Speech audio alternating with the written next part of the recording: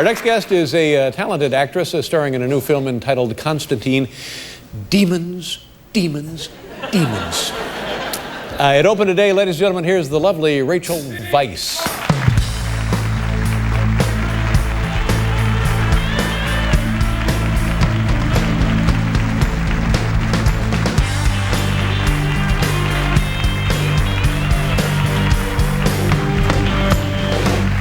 Great pleasure to meet you. Oh, it's a great pleasure to be here. I did not see the Mummy movies, but I loved you in Runaway Jury. I thought that was a tremendous casting. It was a great cast. Gene Hackman, yourself, Dustin Hoffman, and John Cusack, and others. What an honor to work with those guys. Where did you make that movie? New Orleans. Oh, that's right. Yeah. Was that fun? Incredible city. Yeah, I really, really loved it there. Now, where did you make the Mummy movies? The Mummy, the first one we made in Morocco and England, and the second one we made all in England. They made a kind of a jungle in England to look like Morocco. And the problem with mummies is what?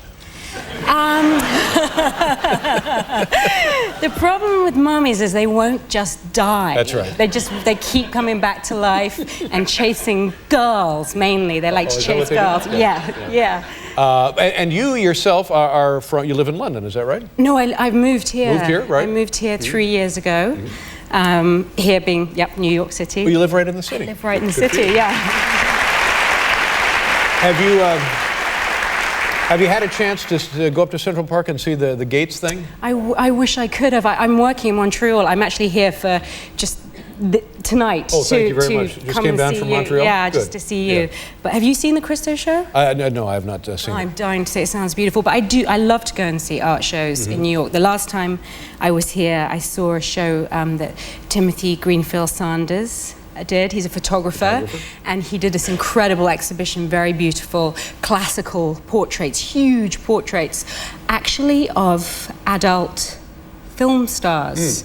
I think this is the proper way to describe it. Wow. Yes, and yes, and so he did one picture of them in their street clothes in a certain pose like that, and then he did a matching picture of them naked without their clothes on, standing like that. And I actually went to the opening night exhibition party, and I got to meet all the adult film stars. They were there, the ones featured in the portraits. All the ones featured in the portraits were there, and I've never actually met any adult film stars before. And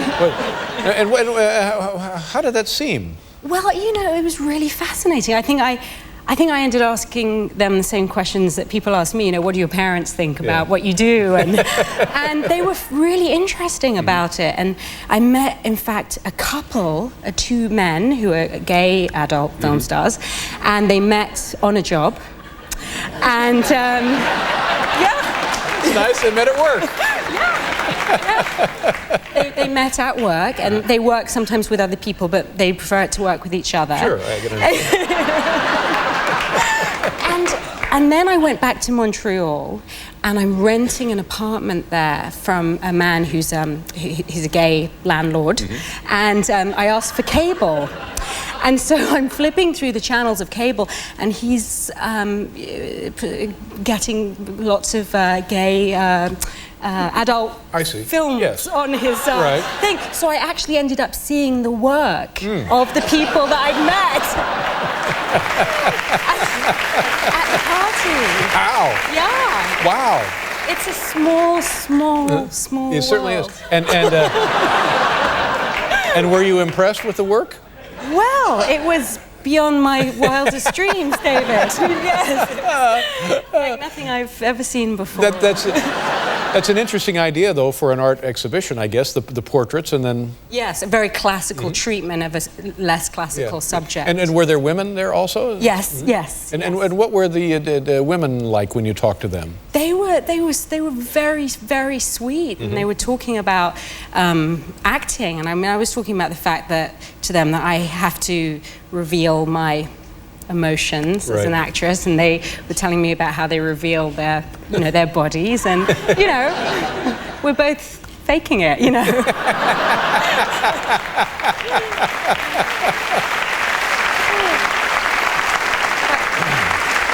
I must tell you that all my girlfriends are so jealous that I'm getting to be on the show tonight and that I'm sitting here next to you. Oh, really? Yes. Oh, well, They really are. My friend Tina has got the biggest crush on you. Well, I'm terribly flattered. Tina?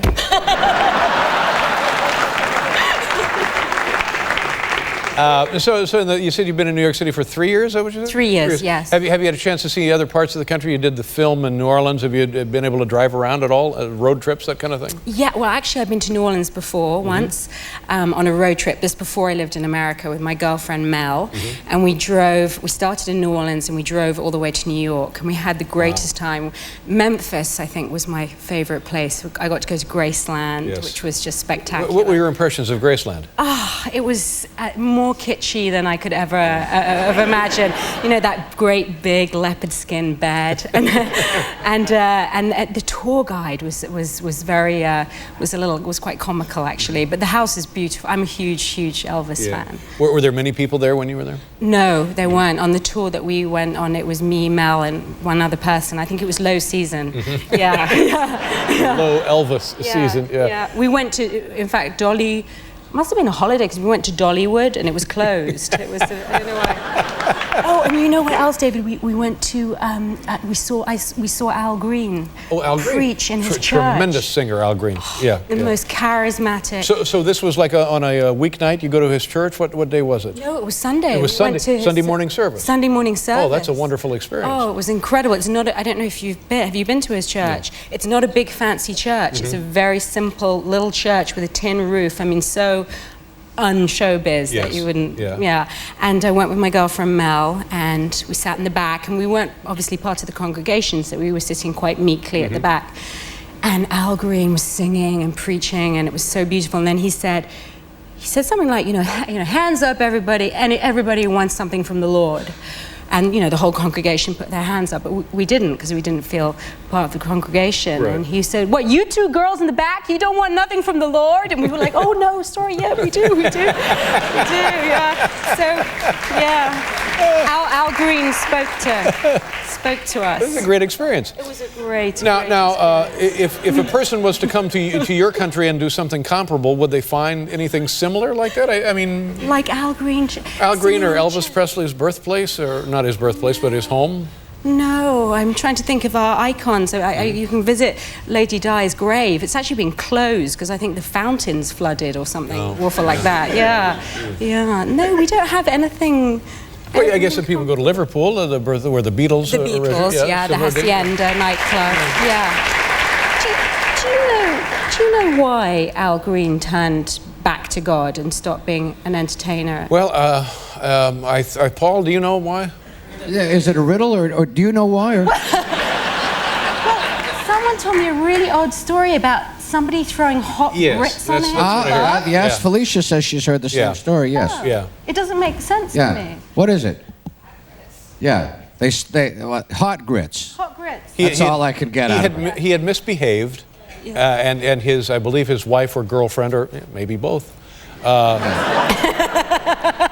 cooking the hot grits, and just to hear, I'll take this, and then Al saw the Lord. I see, it made sense. And I don't know if that's true, and what kind of things, now I know you're terribly busy with the film work, but what do you do just regularly for fun without traveling and that kind of thing here in the city? Here in the city, I've been taking some lessons. What kind of lessons? I took some cooking lessons. Oh, that's great. Actually, just one cooking lesson so far. And then what did you learn to cook in one lesson? I learned to cook miso soup. It was a couple called Lee and Dee, and they actually came to my house and taught Lee and Dee? Lee and Dee. And they came to teach you how to make miso soup? Miso soup and salmon and squash. I mean, I feel so ashamed that I don't know how to cook. I can make omelets and chicken already, but that's not. That's it. That's enough. That's plenty. It's not enough. I feel I'm ashamed. Well, you got the soup now, and the miso. What is miso? It's a paste made from soybeans or chickpeas, and you grind it in a surabachi, which is a Japanese pestle and mortar. Yeah. Did it turn out nice? I beg your pardon? I say, did it turn out nice? It did. It turned out very well. Yeah. So cooking lessons, some singing lessons. Singing lessons, yeah. Yeah, because I sing you know, in the bath like anybody else, but I'm not that good. So I thought I'd learn to sing properly. This movie is just, and I mean this in the most positive sense of the word, it's certainly creepy, isn't it? It's creepy. Demons. And you just think everything's fine, and then all of a sudden, like in the beginning, they got this wacky deal, and this young demon hops right out of a thing and goes into a mirror, and it's just berserk. Yeah. Yeah. Yeah.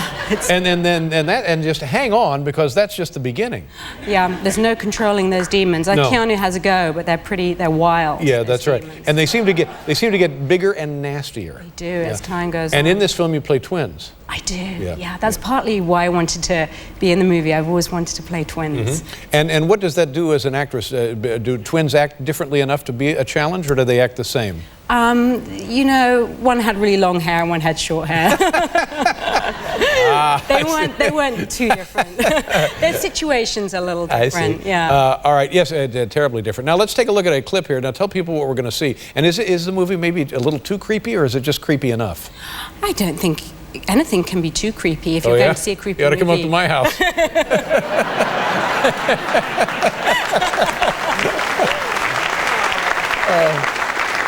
All right, so anyway, but it is creepy in a good way, but people like to be creeped out in the film, don't you think? People enjoy it. People, you know, pay to be scared. Yeah, that's right. Yeah. All right, so the scene we're going to see here now. It's a moment where I'm trying to figure out all the shenanigans, and I actually get pulled through a building, a huge office block by a demon. Demon grabs you. Demon grabbed me. All right, take a look. Okay.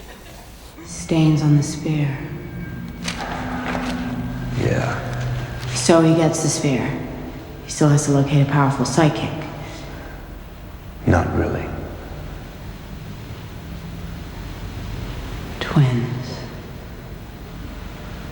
Where's the amulet? I don't know, I must have left it in the... What's wrong? I don't know, I just feel...